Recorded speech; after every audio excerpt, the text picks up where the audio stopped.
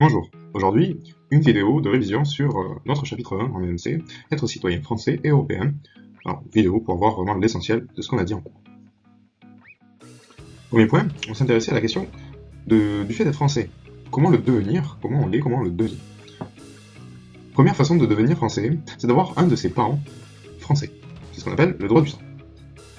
Deuxième façon de devenir français, c'est d'être né en France ou de résider suffisamment longtemps sur le territoire français pour pouvoir demander la nationalité française. C'est le droit du sol.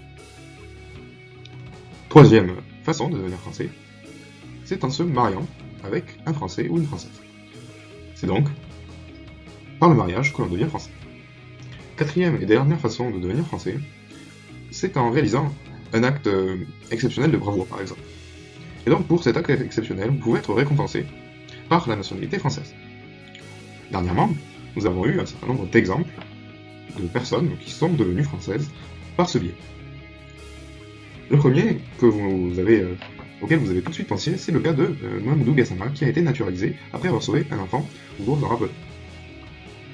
L'autre exemple qu'on a vu en cours, c'est celui de Lassana Dabatili, qui a caché un certain nombre de personnes dans le supermarché Hyper Cacher dans lequel il travaillait lors des attentats de 2015.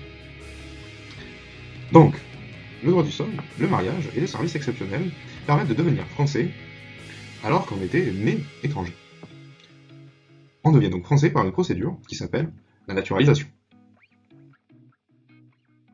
Dans un deuxième temps, nous nous sommes intéressés à la question de la citoyenneté française et européenne. Nous avions vu qu'être citoyen français implique également d'être citoyen européen. La citoyenneté, nous l'avions vu également, implique à la fois des droits et des devoirs. Dans le cas de la citoyenneté française, nous en avions listé un certain nombre. Parmi les droits, la liberté d'expression, le droit à la santé, le droit à la sécurité, à la protection, à la vie privée, etc. Parmi les devoirs, payer ses impôts, mais également participer à la défense de la nation en cas de problème et en cas de nécessité. Nous avions également vu que la citoyenneté européenne impliquait à peu près des droits communs avec la citoyenneté française.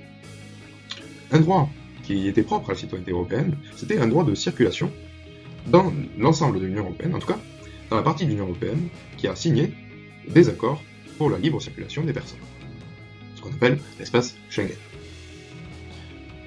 Je vous remercie pour votre attention et nous reprendrons, si vous avez des questions, tout ça en cours.